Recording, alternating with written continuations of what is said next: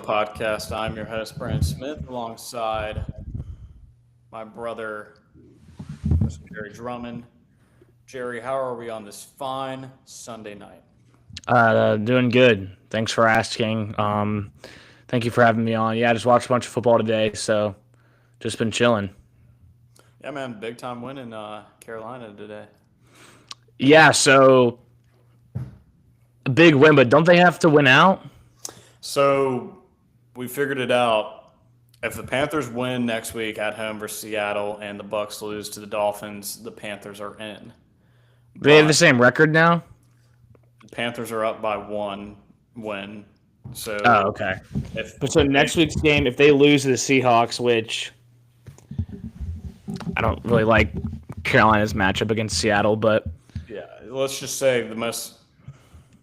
I mean, so let's say what probably will happen, which will Panthers lose, and then Bucks should beat the Dolphins. Then yeah, it would come down to that Week 18 matchup. Whoever wins, win or go home. I just Carolina historically does not really play well in Tampa Bay. No, it doesn't. But I think what we've seen, I believe it's going on 8 weeks now, is the win Win loss. loss, win loss. Yes, I've been tapped in, bro. I you have was you've been always a Carolina guy. Yeah, I mean, I watched the Pan. Not really. I mean, I keep up with them, but I'm not like emotionally tied. But like, I want them to do well. But if we could talk about the Bucks game for a second, I was kind of surprised. Tampa Bay, like, I wouldn't say it was conservative, but their play calling in the first half. I think Baker only had like 6 pass attempts at halftime. I lost you there for a second. What did you say? Conservative. Oh, hold on. Their game plan was pretty conservative. It felt like Carolina was okay with kind of bend don't break in the red zone.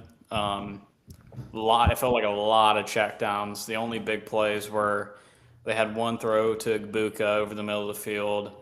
That was just kind of finding a soft spot in the zone, and then Baker had a couple scrambles. But outside of that, man, it feels like Carolina was content with giving up some short plays. Yeah, the only thing that made me upset was when they went one on one with Mike Evans. Like, why would you do that in the red zone? Yeah, I don't ask a great question. I mean, and they did the same with McMillan, and we saw how that turned out on. Yeah, but that was like 25 yards out. It wouldn't like. I mean, they were like within the 5 when the Bucks did that. That was, I think that one was in the first half, if I'm not mistaken. You're talking about Getting a call.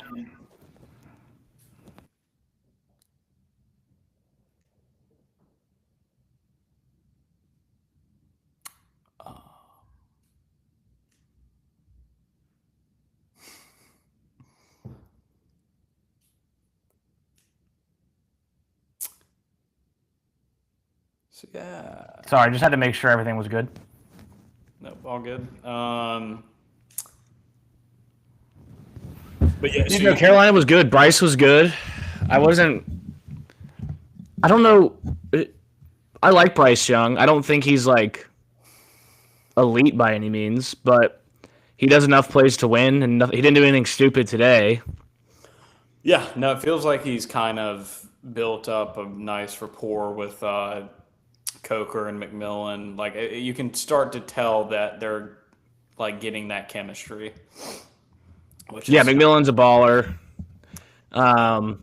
Coker from Holy Cross, man. Talk about a elite scouting report there. Yeah. I don't know, man. I think Carolina's just got a young team. I think that's what all these ups and downs are. It would be cool to see them make the playoffs, but I don't see them like going super far in the playoffs. They would get a home game though. Yeah, home game division winner. So I think that would be. I think as of now it would be against the Rams. Oh God. Well, they've already beaten the Rams. They did beat them at home, so we'll see how that would go. But yeah, no. Are you an NFL guy now? If it's late in the year, I'll watch it because that's when the games actually matter. T-Law is balling out. Yeah. Every time I watch him, he doesn't play well, so I don't watch the Jaguars. That's fair. But yeah, you want to kind of transition into? Not really. I would love to talk more NFL. Is this now the Sunday Club podcast? Yeah, this is the Sunday Club the Sunday Brunch Club. Oh, I like. But yeah, no. Let's just kind of hop right into it. We'll start off with the Friday night matchup: Alabama, Oklahoma. Alabama's largest comeback. I can't remember the stat. I think their third largest comeback ever. I want to say, and it's the largest comeback in college football playoff history. So, what are your thoughts on this? It has. It's the largest by one because Clemson came back from down 16 against Ohio State. Right. I did. So that that checks out. It was painful. It was painful. Dude, I flipped. I mean, I took Oklahoma. I bet Oklahoma, but I feel like all week I was saying Alabama was going to win, and then the first half I was like, "Wow, thank God I switched my pick." Oklahoma's defense. I mean, when was Alabama's first down? It had to have been like late in the first quarter. I believe so. Is there any way to check that? If you look at our drive charts, I mean, Ty Simpson in the second half was pretty darn good. But for me, it just shows you the roller coaster ride that is John Mateer. He was looking phenomenal in the first quarter, first half, and then the pick was atrocious. Okay, so their first down was 9:44 in the second quarter. Jeez. It was a 29-yard pass to Latsier Brooks. Yeah, I thought Oklahoma's defense did enough, but just Oklahoma's offense is just hard to watch. Yeah, we saw. What were you saying? Oh, no, go ahead. No, I was saying we kind of saw someone else emerge in the receiving room for Oklahoma. Deion Burks kind of had probably. Yeah, but he's been there. Like, that's what my thing is. Like, he's been there all year, and they don't feature him enough. Like, that was, I think, his best game all year by far. But I mean, yeah, it was just brutal. I think that after that pick six, it just went downhill quick. Like, I mean, how many they scored? One more touchdown. After that, when was it? That pick six was what, like 5 minutes left in the second? No, there's a minute and 50, I think, left. Minute 50. All right, gosh. Yeah, what did anything surprise you the most in this game? Like, what was one thing you're like, dang, I did not see that coming? I thought in the first quarter, I thought Mateer was throwing the ball really well. That kind of surprised me. But I guess he was more healthy than we last saw him. I wouldn't say anything really surprised me. I thought Ty Simpson played way better than I thought, so I guess you could say that was a surprise. But I don't know. The first matchup, they were moving the ball against Oklahoma. So it wasn't like they got dominated the first game. So I feel like they're going to put up yards. I was just thinking, like, okay, in the red zone, like, can Alabama get 6 instead of 3? But I don't know. Alabama looks good. I don't mind rematches in the college football playoff. We hadn't had a whole lot of them, but it is kind of like annoying, I guess. I mean, that game was sick. Like, it was cool leading up. Yeah, no, I thought it was. I wouldn't say it was like. I don't know. It was a good game. It was nothing crazy, but like I was fine with it being a rematch. I don't know, man. I mean, it's just like looking at the stats here. It's just like, my God, how did Alabama even get 34 points on the board? Like, 230 yards passing, 28 yards rushing. Like, they found a way, man. I mean, like we said, man, Kalen DeBoer in big games he's pretty balls to the walls. You know what I mean? Like, he finds a way to do it. But another stat that sticks out: 41 attempts for Mateer passing the ball. Yeah, if Mateer is throwing more than 25. If you told me Mateer was going to throw more than 25 times, I probably would have put. I mean, I don't really have a lot of assets to put. I would have put a good amount of money on Alabama. I like Mateer. I think he's a good, like, football player. I just don't think he's a good quarterback. Yeah, that's fair. I think Like, he's you're not going to win in today's college football. Like, you're not winning with a quarterback like him. at a very high level. Yeah, I mean, you can get to the playoff, but you're not. I mean, you're not going to win a national championship. That defense is probably one of the better defenses we've seen in the playoff era, but it's just like, oh god, he missed the first drive. I mean, that wind was bad, but he sailed the ball on like a stop route. I'm trying to remember what time, like when what was, but I think they punted their first try. But I mean, they're up 17-0. Yeah, you would think they try to run it in the half. We're just kind of going back to that pick six too. Yeah, I don't know, man. At the end of the game too, I think another shocker was I can't remember the kicker's name, but I think got the award for the best kicker in the Yeah, he country, missed. missing 2 field goals, I believe. Yeah, the wind. I mean, we saw the Miami A&M game. The wind's been bad in this part of the country. I'm trying to remember. Yeah, because Thursday, Carolina and I got lunch outside, and it was like super windy. Why has it been so windy, bro? I don't. Well, it's just different. It's so flat, so like there's nothing to stop the wind. I think, and the wind comes in from West Texas, and it's bad. Ain't no love. Dude, that's in Oklahoma. Um, I think if you want to like, who do you think Indiana would have rather played, Alabama or Oklahoma? Probably Oklahoma, right? I would go Oklahoma, just because of the fact, like, I don't know. I think I'm trusting, like you were saying this past week, if I'm trusting anybody to get an offense right, it's going to be Kalen DeBoer and Ryan Grubb. Like, whatever you have available, like, whatever juice there is to squeeze, he's going to get it out. Like, I trust him more than I do. I think Ben Arbuckle's a great play caller, but I trust them over Ben Arbuckle. Yeah. Arbuckle's just young. Yeah, he's still, learning and maturing. But I think, yeah, I and kind of to like segue to Oklahoma more specifically, I think, gosh, do you bring in somebody to like have a competition with Mateer? I thought I was gonna bring that up as well. I just don't know who would come in to be not, and I think it's so hard nowadays to bring in a guy that you're not going to guarantee a spot. And I know people are gonna be like, "Well, look at Trinidad Chambliss. Yeah, he was playing at freaking Ferris State last year."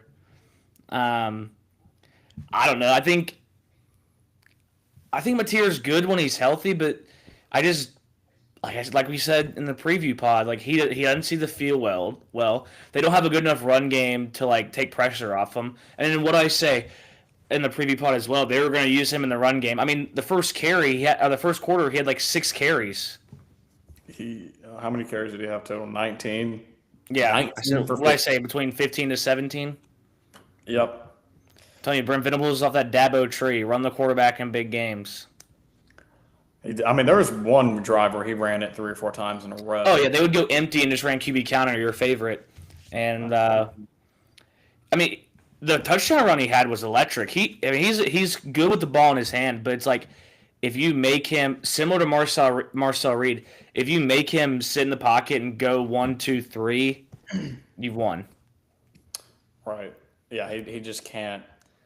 He doesn't have that ability to read the defense and make high level throws. I also think one thing that stood out to me was Alabama's defensive line kind of got pushed around by Georgia. I think that was one of the better games they've had this season. Yeah, the Oklahoma offensive line, I think they were down a few guys, but not the best, not one of the best units in the field. No, I think that was the one thing that stood out to me, just the fact that they were as dominant in the second half as they were. And that was wasn't Lawson hurt? Lawson played. Oh, then who was hurt? LT Overton? Yeah, Overton, yeah. Yeah, he was hurt.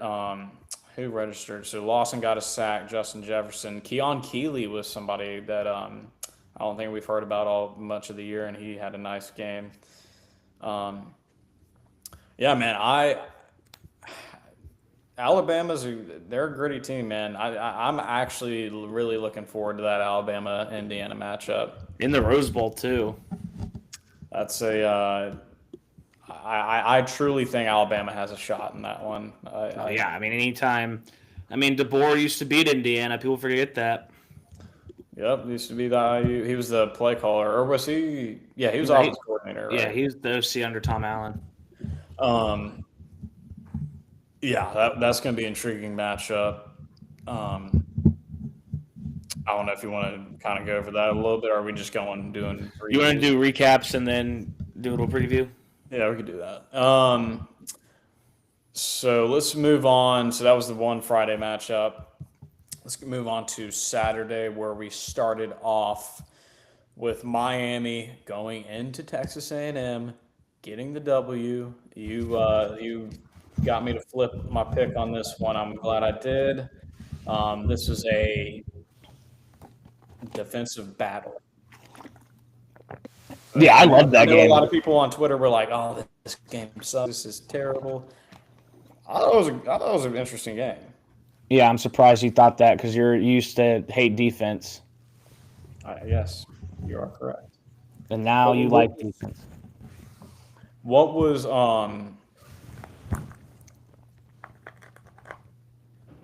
what stood out to you?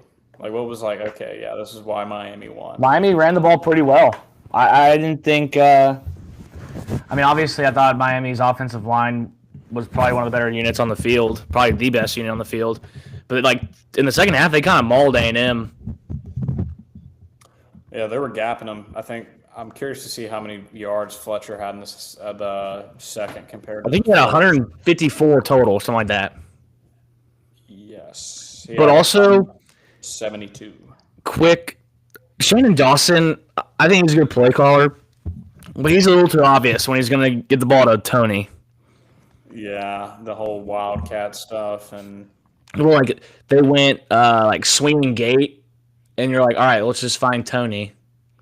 But I thought Beck played okay. I mean, the wind was terrible. Like that was the kicking game was off. I didn't mind Cristobal kicking it at the 2. I thought that was fine, given how the game was going. right. Like if that was any other game, he would have got ridiculed, but he still did. And I was like, it's 0-0. Points are legit. Like that was probably the most points at a premium game we've seen in the playoff. Yeah. I'm trying to think of a game that was that low. I can't. The one's not coming to my head, but yeah, it seriously felt like if someone could get in the red zone and make a field goal, like it was gonna be tough to beat them. That's why I like those defensive like brawls because points legit mean more. Right. And it seemed like A&M. I mean, I know they had that one play to Craver, that deep ball on the left sideline. It seemed like they couldn't really. I mean, Miami they did a good job in limiting their explosiveness. Couldn't really get anything going. I think they were able to, like we talked about, getting pressure with 4. I think Miami didn't have to really. Oh, they dominated. Didn't really have to send the heat like that. I mean, they did situationally on down distances, but I mean, I can pull up Keontae. Hey, and another one that stood out to me. Keontae Scott had a game. He was They balled out. all over the field. 3 tackles for loss, 2 sacks, and he's your nickel. Like, I think having him was massive. Yeah, that was like his first game back. Yeah, first game back. And Ruben Bain and Mesidor combined for 4.5 sacks. Yeah, I don't think they could beat Ohio State, but those 2 guys are probably a reason I think it's gonna be closer than people think. 100%. I can't wait for that game either. That one's gonna be fun. Yeah, it just seemed like Miami won the line of scrimmage. I mean, that's what sealed it. I mean, they were that last drive. They were just gapping them. Um, it was physical. That was a physical football Yeah, game. that was the most fun I've had watching a game in a long time. And like I know people were like, "Oh, this sucks," and this is a boring game. But I know we both disagree on that. That was I mean, a that lot was of good on good. That was blue chip versus blue chip. Like, and sometimes that just happens. Like elite defenses, like both defenses were probably better than the opposing offense, right. and the conditions didn't help. Like No, sometimes that no, happens. yeah, no. I think that even though the scoreboard may not say it, I think that one lived up to the hype of being the best game of the weekend. Oh yeah, that was like I don't know. I just like. Don't get me wrong. I like shootouts and I like points and I like high scoring games. But I don't know. In shootouts, I like seeing good offense, like being able to adjust against good defense. I think sometimes in these shootouts, you just see coverage bust and it like pisses me off. Right. Yeah, it felt like both offenses were really having to struggle to get some things going outside of Yeah, Miami, in that last drive, and I think one other drive being able to run the football effectively. But I yeah, think man, sometimes coaches overthink what works. I thought Klein did okay. I wish they would have used Reed more in the design run game rather than. I mean, he dropped back a lot, and he was scrambling for some yards in the first half, and then I was worried about Miami's linebackers. I don't think they're that athletic. Um, they figured it out, but I was worried going in picking Miami about Craver and Concepcion, but we really didn't hear too much. They shut down the screen game. Uh, Moss really didn't get going. And then obviously, I mean, so many missed kicks. goodness, how many? Let's see. Is there a way to? I mean, A&M had a miss. I think A&M missed two or three. A&M missed. So they brought in Zirkle for the first one and missed that, and then they only had. It says here they only had 2 field goal attempts. Oh, okay. Well, Randy Bond went 1 for 1 on that. How far away was that one? have you heard of a school having two kickers and they just willingly switch them up? Like in between a game, like Elko is like, yeah, I just I use whoever has the best headspace. Like, Mid game, I don't know. Not this year. I mean, there may have been some instance in the past, but I've never really seen that before. I know some teams like having a field goal guy and then a kickoff guy. well, yeah, Clemson does that. I haven't really seen that before though. And I know they were talking about how Randy Bond had the job, and then he just kind of wasn't good this year. But he made a 35-yarder, which was the only points they had. Dude, a 35 yarder in that game, Yeah, it was basically a 55 yarder. pretty much. And then I know Carter Davis for Miami was 1 of 4. Okay, so he missed three. Yeah, he was the one that kind of. I mean, yeah, this one could have been more in Miami's favor, but and that the gosh, dude, if he wouldn't have gotten tripped up, that Malachi had Tony. Oh yeah, he tripped himself. I didn't the A&M He guy. missed. He missed him, but I think he was trying to time his steps, so he tried to I don't even know what the right phrasing is, but Like high step a little bit so he wouldn't get tripped up. Then his right leg tripped his left leg.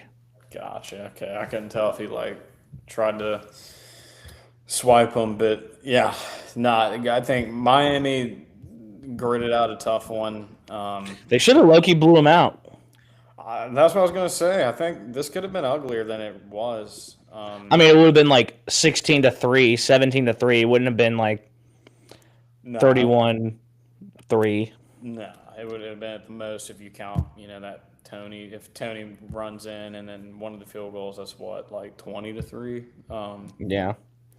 But no, Grady win. First playoff win of Cristobal's career. That game in Dallas, man,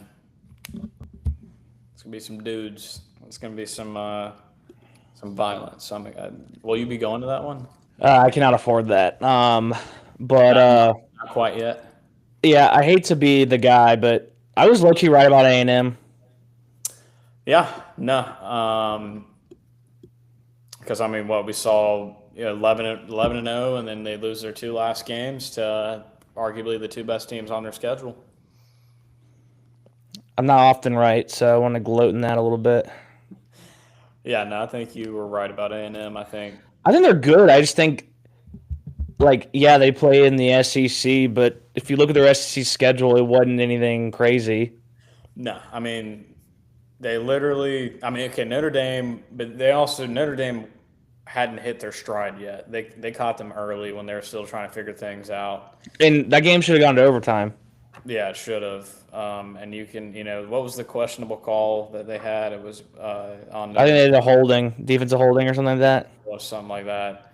So I mean, yeah, like schedule pretty chill up until the end, and then we saw them play the two best teams on their schedule, and they lost. So I mean, I think you're right about A&M. We'll see how they look going into next year, but I think safe to say best game of the weekend. Yeah, by far. All right, let's move on to the other two matchups. We'll kind of, obviously not talk as much about these, but the 3:30 game, we go to Oxford. First game without Lane Kiffin. Ole Miss ends up winning 41-10. Takeaways on this one?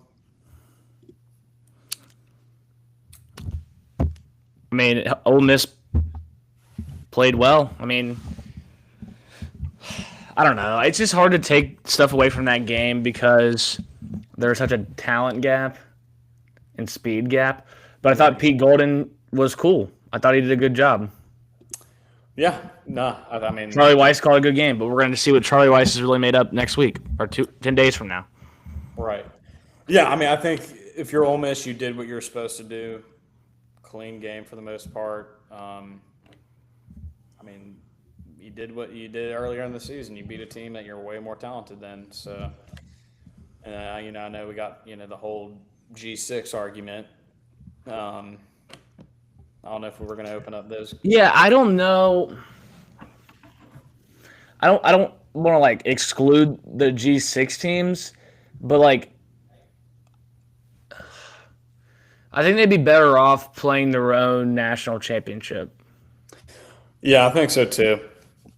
And I know so many people. I see on Twitter the arguments for all these people that are saying, "Oh, well, you're using this as they shouldn't be playing because look at these blowouts." But then all these other people are using these old games where it's like Oregon blowing out Florida State, Clemson blowing out. No, they're using all these P4 teams that blew each other out in the playoffs as like a means for, this is already. Yeah, but look at the spreads of those games. Yeah, that, and it's just like, okay, the odds of those being blowouts are way less than the odds of these games with G6 teams versus the high P4 teams being non-blowouts. You know what I mean? Like, the odds of this game being close are, you play this game 30 times and it may be close twice. Yeah, I don't know. I think I don't want to take away from those teams because they earned it, but at the end of the day, like the playoff is it's an entertainment product, right? Like, I don't know if they're gonna be too happy that hey, only 2 of our games were watchable this weekend, and I know people are like, well, JMU covered. I don't care. Oregon was, for lack of a better word, I don't want to say that. For lack of a better term, playing with its food in the second half. I mean, they were trying to get Sadiq a touchdown on the Moore pick. It wasn't like Oregon's, they were stat padding, and I mean, it was what 34-3 at halftime. 34-3, and then it was 48-13 at one point, and that's when all the it's just came in. I don't want to be like.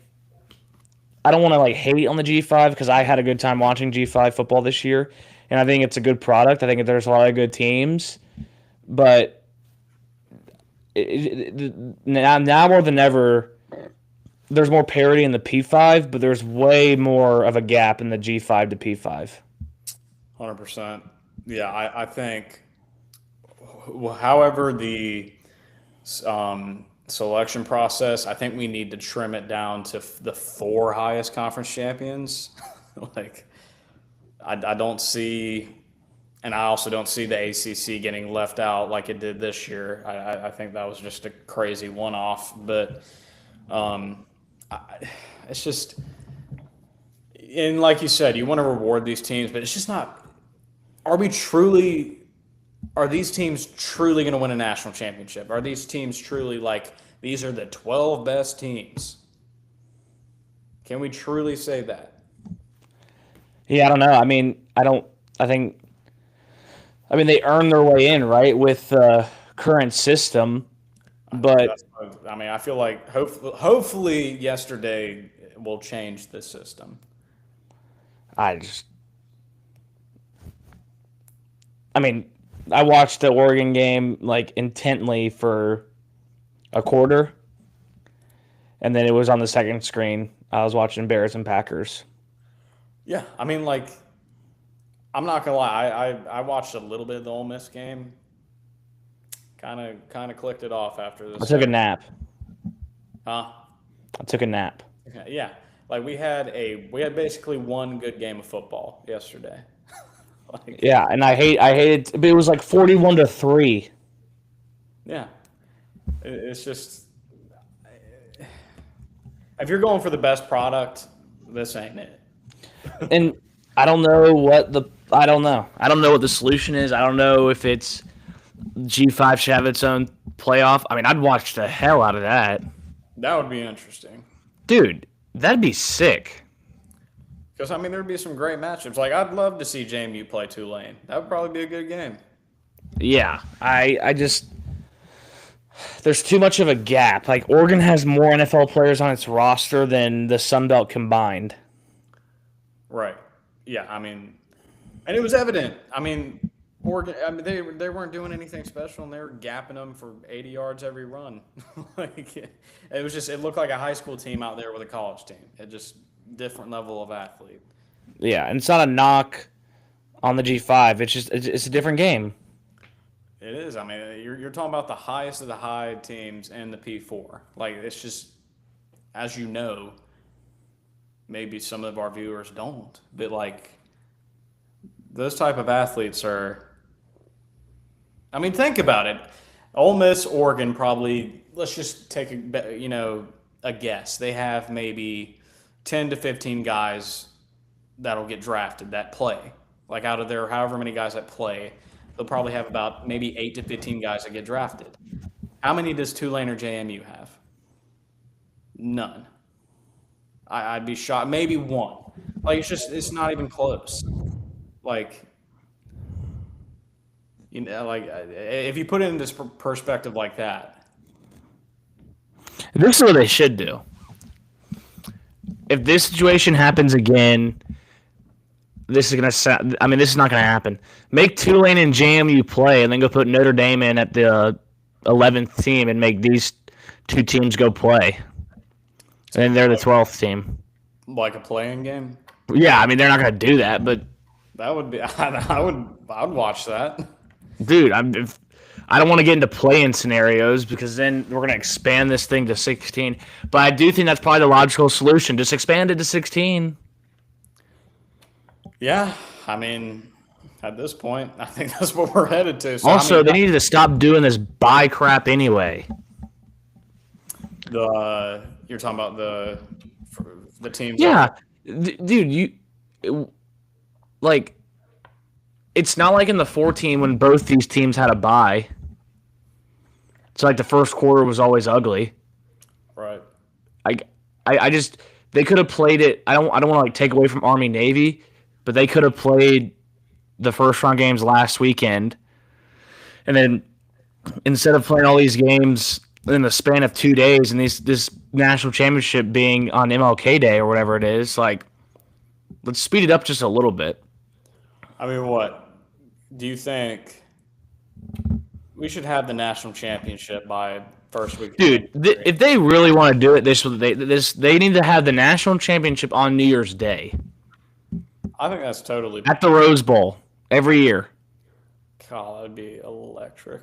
Like, I don't think they could do it. They would have to get rid of conference championships, but it's just not.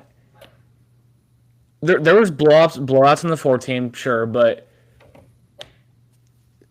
every podcast we listened to this week barely went over Tulane, Ole Miss, or JMU. And the only reason they're talking about Ole Miss, Tulane is because there's no Lane Kiffin.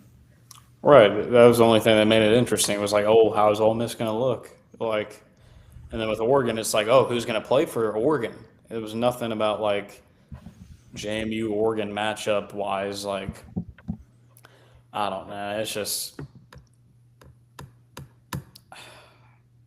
I think the quarterfinals are going to be lit. Quarterfinals are going to be insane. Dude, the quarterfinal matchups are. Oh my God, I can't wait. I don't know if you want to. Yeah, let's just jump into that.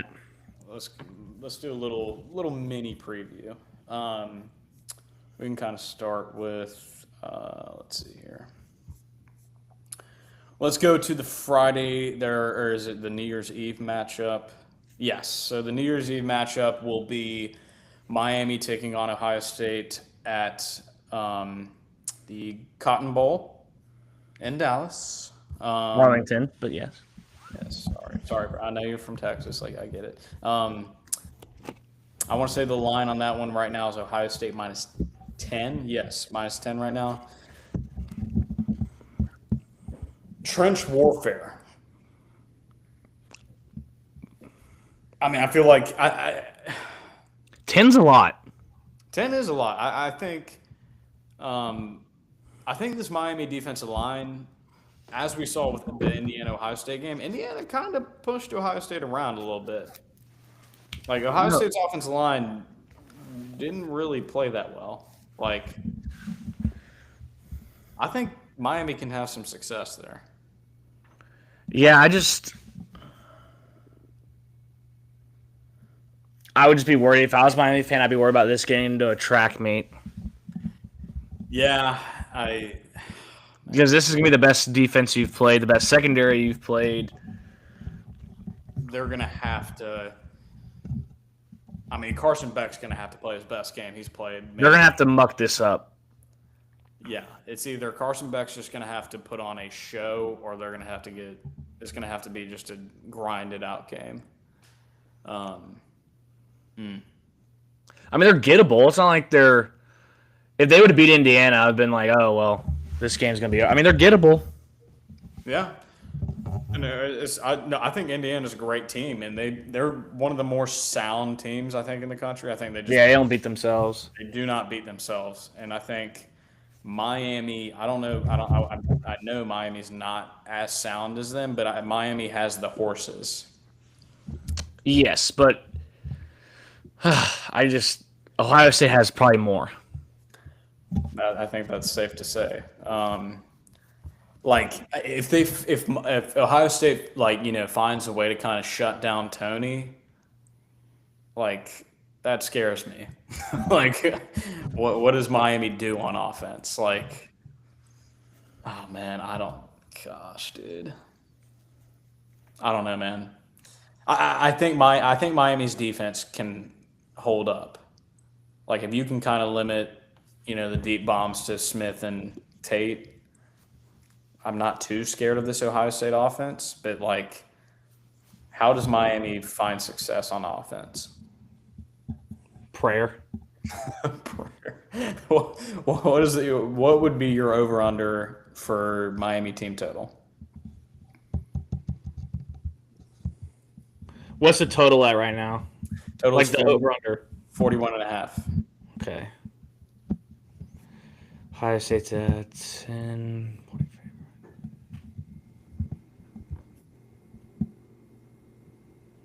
Like 14.5.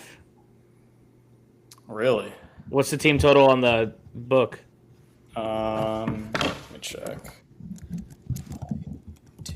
I'm trying to see how they would set it. I'm just trying to do the math. Miami team total. Come on. I don't know if this is right. Sorry, I don't have my phone on me. I'm trying to. All right, it's fine. I mean, for them to win, what do you think it has to be? Yeah. 21 to 24 points. If you're bet, like, how much do you think they'll score?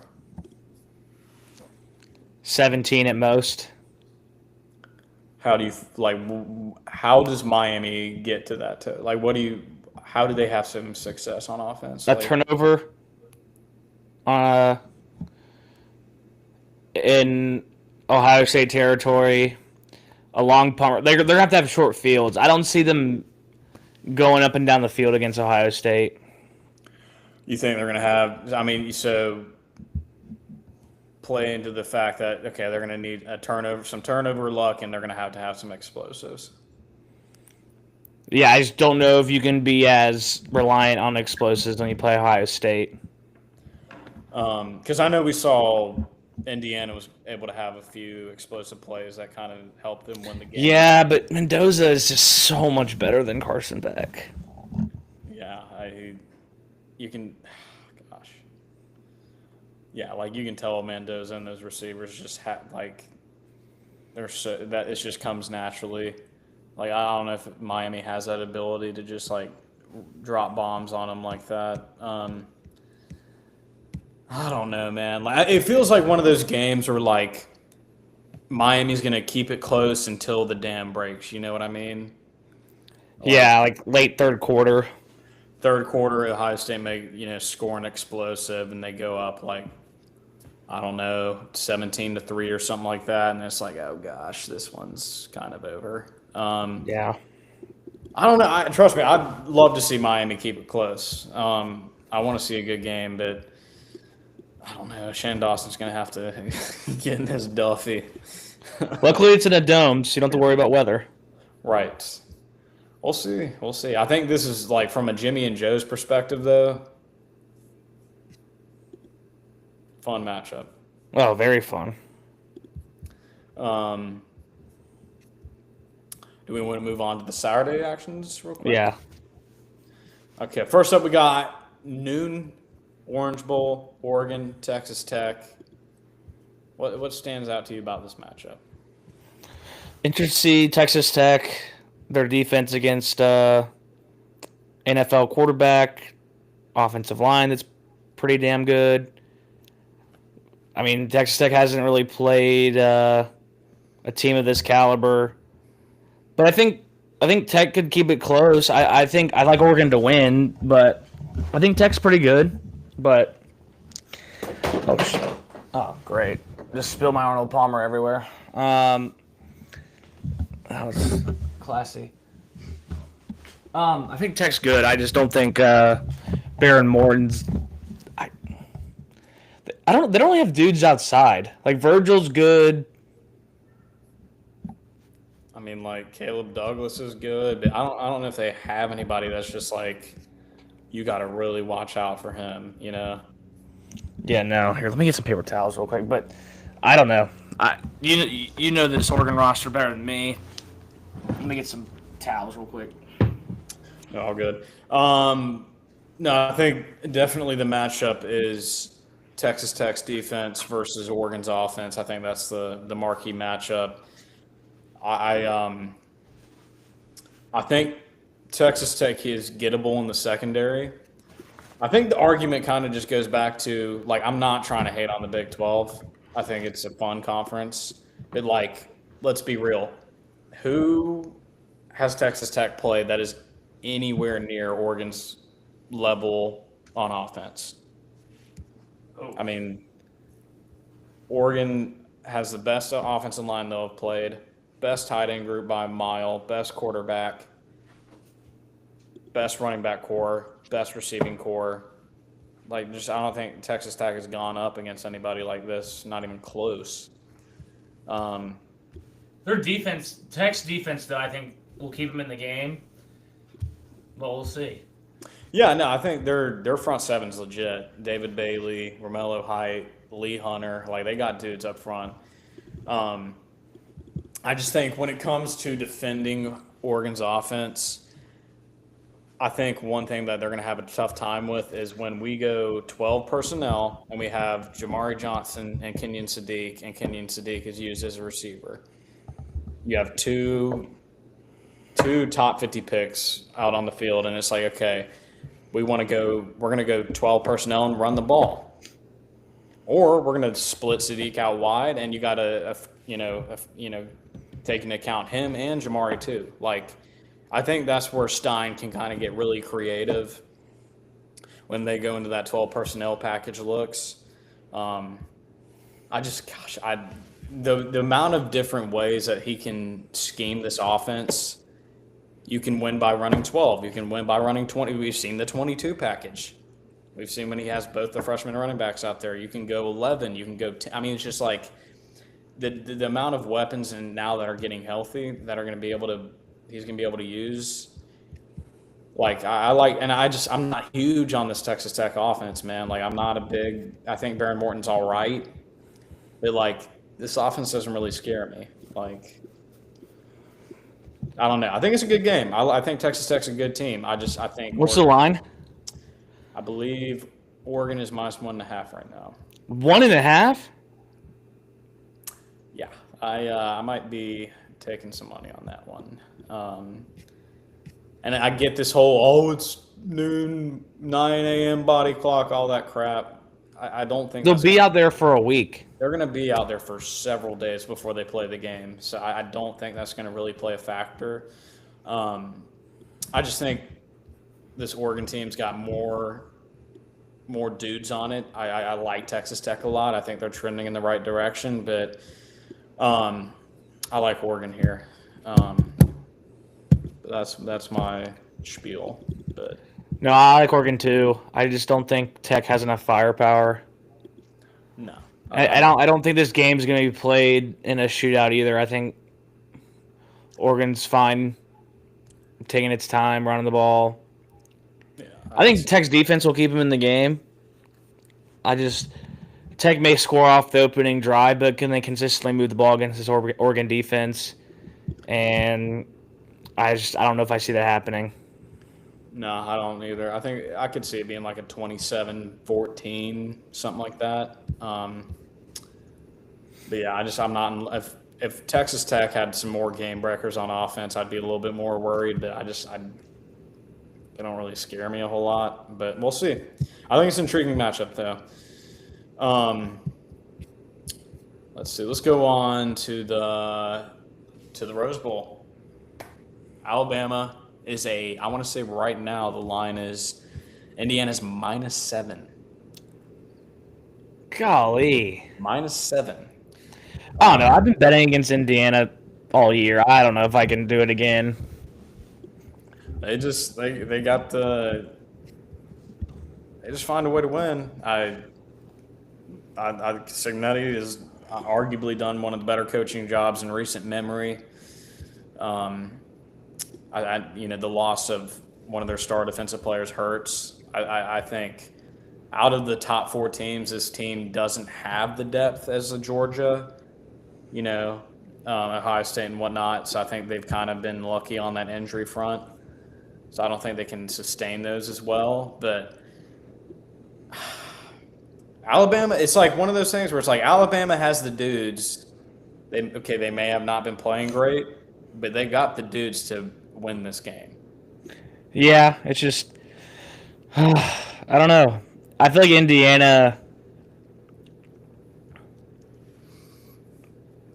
I don't want to say team of destiny, but we've seen Indiana beat Ohio State, beat an Oregon. I know Bama just went on the road and beat Oklahoma, but like I don't know, something about Indiana, man. They don't beat themselves. They can hit big plays in the passing game. The run game's good. They got dudes on defense. And I know their best defensive lineman's going to be out, but Ty Simpson's looks shaky. I know he played okay on Friday, but can he put back-to-back performances? Yeah. I don't know. if we're going to trust somebody, like we said earlier, I'm trusting DeBoer and Grubb to get, whatever's out available from them. Man, Now I want this game to be a shootout. now if this was in the 30s and 40s, that would feed. If we could get Rose Bowl has to be a shootout. It cannot be a grind amount game. could we please get a Georgia Oklahoma 2018? Yeah, it would have been 2017 season, but 2018, yes. Right. I would love to see one of those. Same colors. Well, similar.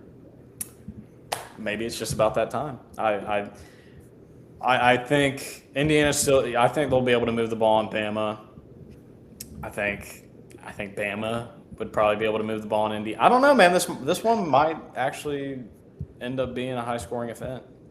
I think DeBoer, not to take away from Signetti, DeBoer has been in these big games. He was in the national championship game a couple years ago. He'll come up with some stuff he hasn't put on film. I'm sure they'll get Ty some easy throws. When are they going to get Ryan Williams kind of back into the fold, though? Yeah, that fall off needs to be studied because, my word. If you told me his stat line this year, and you'd be like, well, but Alabama played for the SEC championship and they're in the quarterfinals. Like, they've done a good job around him. Yeah, he's 43 catches, 636 on the year. I mean, oh, okay, that's better than I thought. It's better, but I mean, like, as of right now, I'd say he's receiver 3 or 4. Like, Bernard is receiver 1. You could argue Isaiah Horton's receiver 2, and then Brooks had a way better game than him. Like, yeah, I don't know. I don't know if defenses are keying on him. That's why these other guys are having the year they're having. But also, again, I don't want to bring up the Alabama run game, but they're going to have some variance of it. They got to get something. They were able to do it against Oklahoma. I don't know. I mean, Indiana is super sound, so we'll see if they try to force Bama to run it. And I don't know. I hope it's a high scoring game. I hope it's a fun offensive duel with. It has to be. It's in the Rose Bowl. It's legally, yeah. But I think this one is getting slept on a little bit. I think this could be an exciting matchup. Are you watching the Ravens game right now? I'm not. Drake May fumbles. Ravens get it. They throw to Mark Andrews, and he laterals it with 11 seconds left. What the? I've never seen anything like. Anyway, Ole Miss Georgia. I'm hyped for that game too. Rematch. Yeah, rematch. And this is where I worry about Lane Kiffin not being there. Yeah, I definitely think it's it's going to be used so much over the next few 10 days. Oh, Lane Kiffin, which is understandably so. I mean, he's their head coach. You're relying on a guy who's I don't believe has ever been a head coach. Correct me if I'm wrong. Got his first career win in the playoff. Yeah. So I mean, as we saw, man, Ole Miss can keep it. They can. This is a game they can win. I know Georgia's kind of been hitting their stride lately.